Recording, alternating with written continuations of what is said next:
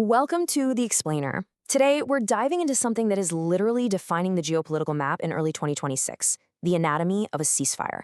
When we hear the word ceasefire, our minds naturally just jump to the idea of a solution, right? An end to the fighting, a return to normal. But as we parse through the hard data and the on-the-ground reports from around the globe, we are seeing a starkly different picture. We're going to unpack why a pause in politics rarely ever means an immediate pause in human suffering. So it brings us to this central question. What actually happens the day after a war, quote-unquote, stops? Because what we're about to see is that the political declaration of peace, the papers signed in a distant capital, stands in really sharp contrast to the chaotic and often desperate reality on the ground. Okay, let's dive into this. We're going to cover a world on pause, the humanitarian realities, the political and legal maneuvering happening behind closed doors, the front lines that are still highly active, and finally, what the long road ahead actually looks like. Starting with Section 1, a world on pause, let's map out this global standoff.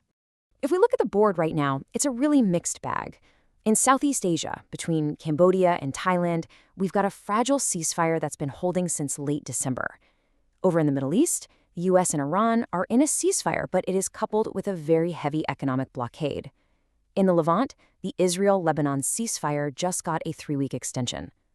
And then, meanwhile, in Eastern Europe, the conflict between Russia and Ukraine completely bucks the trend. It remains highly active and honestly escalating. Moving to Section 2, the humanitarian reality, and really, the human cost. Now I want you to look at this number, 409,149. That is how many people were still displaced in Cambodia on January 1st, days after their border war with Thailand officially saw a ceasefire. The guns might have quieted down, but over 400,000 people couldn't just pack up and go home. Because the thing is, the absence of gunfire definitely doesn't erase the crisis. Just looking at the ground reality in Cambodia, since December 7th, 32 civilians were killed and 94 injured. Essential infrastructure, schools, health facilities, all heavily damaged. Right now, you've got the UN and various NGOs scrambling to provide 130 temporary learning spaces just to give these displaced kids some semblance of routine. Plus, there's a massive, urgent need for mental health and child protection services to deal with the sheer trauma of this displacement. Now, zooming over to the Middle East, you can really see how these conflicts just spill over into one another. The average daily aid trucks entering Gaza have absolutely plummeted. Before the war began, we were looking at 800 trucks a day. Before the recent US-Iran conflict erupted, it was 95. Currently, it is down to just 60 trucks a day. The US-Iran conflict essentially choked an already incredibly fragile supply chain into Gaza. And to really understand what that data means on the ground, listen to the words of Rayed al-Najjar, a displaced woman from Jabalia. She lost 4 of her children in a strike, and now she cares for her amputee husband. She points out that the food parcels they get are entirely insufficient for the month, but it's literally all they have. When those truck numbers drop from 95 to 60, it's families exactly like hers that directly feel the hunger. And food is just one part of the equation. 17,000. That's the number of health cases linked to rodents and parasites that the World Health Organization recorded in Gaza just since the start of 2026. The severe lack of supplies has created a massive sanitation crisis in these overcrowded displacement camps. We're seeing a very similar humanitarian echo over in Lebanon. The U.S. just brokered a 3-week extension to the Israel-Lebanon ceasefire. Yet over 1 million people remain displaced across the country, with 116,000 living in collective shelters. So even with a diplomatic pause fully in place, the sheer destruction of homes and infrastructure means hundreds of thousands simply have nowhere to return to. All right, Section 3, political and legal maneuvers. This is the gamesmanship of peace. Now, what's really interesting about this is the wild disconnect between the political spin and the actual military reality. In Washington, the U.S. administration argues that the war with Iran is legally terminated because of the April 7th ceasefire. This very specific framing allows the administration to bypass the 60-day deadline imposed by the War Powers Resolution, which means they don't have to seek formal congressional approval to keep operating. But on the ground, the reality is a highly active standoff. Iran maintains a tight chokehold on the Strait of Hormuz, and the U.S. Navy is actively running a blockade against Iranian oil tankers. And looking objectively at the rhetoric from the other side, it's just as dug in.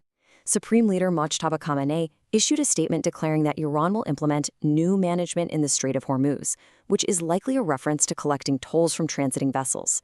He also explicitly stated that Iran's nuclear and missile capabilities are non-negotiable. So while pragmatist diplomats might be talking behind closed doors, the hardline core demands of both sides remain firmly entrenched. Meanwhile, over at the United Nations, the political maneuvering involves just mind-boggling sums of money. To cover the estimated $70 billion needed for Gaza's reconstruction, the U.S. and 9 other nations pledged $17 billion at the inaugural meeting of the Board of Peace. Now, that's a massive political pledge, for sure, but it still leaves an unfunded gap of $53 billion. Political promises right now are only covering a tiny fraction of the necessary reality. Then you have the sheer logistical headache of keeping the peace. UN Resolution 283 authorized the International Stabilization Force, or ISF. This is a planned deployment of 12,000 police and 20,000 soldiers intended to oversee Gaza's transition. But regional escalations are making this incredibly complicated. Reports indicate that Indonesia, which was slated to be the largest troop contributor, might actually pause its participation entirely because of the broader Middle East crisis. Section 4, the active front lines. Because for a lot of people, this pause is just an illusion. Even when a ceasefire is technically on the books, economic warfare doesn't sleep. The U.S. Central Command reported that their blockade redirected 42 Iranian vessels attempting to bypass it.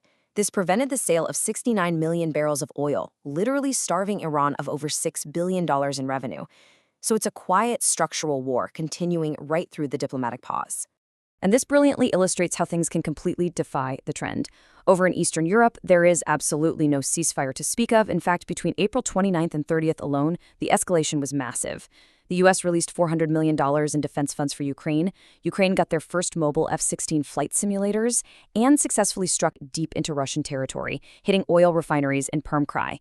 In response to that, Russia launched a staggering 206 drones and missiles targeting Ukrainian infrastructure all in a single night. It's a fascinating contrast in strategies here, too. On one hand, you have Russian officials like Dmitry Medvedev using maximalist political rhetoric, claiming Russia is in this generational, existential conflict with the West. On the other hand, the Ukrainian military is forced to be purely practical, deploying those mobile F-16 simulators so they can continue to rapidly train their pilots while actively dodging those constant daily strikes. Which brings us to Section 5, the long road ahead. What happens beyond the ceasefire? If there's one thing to take away, it's that a ceasefire is almost never the finish line. It is usually just step 1 in an incredibly long, very fragile bureaucratic process. Take the UN's comprehensive plan for Gaza. Phase 1 is the ceasefire and hostage return. Phase 2, which is theoretically underway right now, involves setting up an interim technocratic government overseen by a board of peace. And only in Phase 3 is there a transition to a reformed Palestinian Authority. Every single one of these steps is just fraught with potential roadblocks, funding gaps, and the ever-present threat of renewed violence. So that leaves us with one pretty massive question to chew on as we look at the globe in 2026. Are these ceasefires truly the beginning of a lasting peace, or are they, for many of the actors involved, just a strategic pause to reload? Understanding that difference is absolutely crucial to understanding the world today. Keep your eyes on the data, watch the ground realities over the political rhetoric, and stay curious. Thanks for joining me for The Explainer today.